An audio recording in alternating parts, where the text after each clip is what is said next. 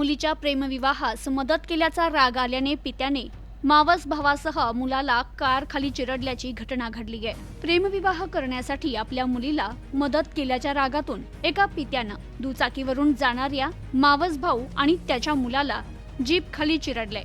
या घटनेत एकाचा जागीच मृत्यू झालाय तर एक जण गंभीर जखमी झालाय। तर ही धक्कादायक घटना छत्रपती संभाजीनगर शहरातील वाळूज परिसरात घडली आहे। या घटनेमुळे एकच खळबळ उडाली असून या घटनेनंतर आरोपी मात्र फरार झालाय। पोलीस त्याचा शोध घेत आहेत। सचिन वागचौरे असं संशयित आरोपीचं नाव आहे तर पवन लोंढे असं मृत तरुणाचं नाव आहे। या घटनेत पवनचे वडील शिवराम लोंढे गंभीर जखमी झाले असून त्यांच्यावर रुग्णालयात उपचार सुरू आहे। मिळालेल्या माहितीनुसार आरोपी सचिन याच्या मुलीने काही दिवसांपूर्वी प्रेमविवाह केला होता।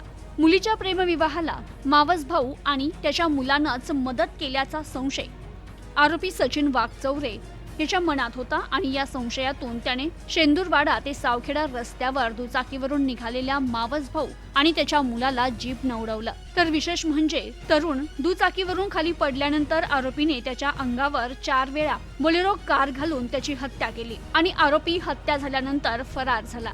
या घटनेचा पोलीस अधिक तपास करतायत। Bureau report, news today 24, Chhatrapati Sambhajinagar.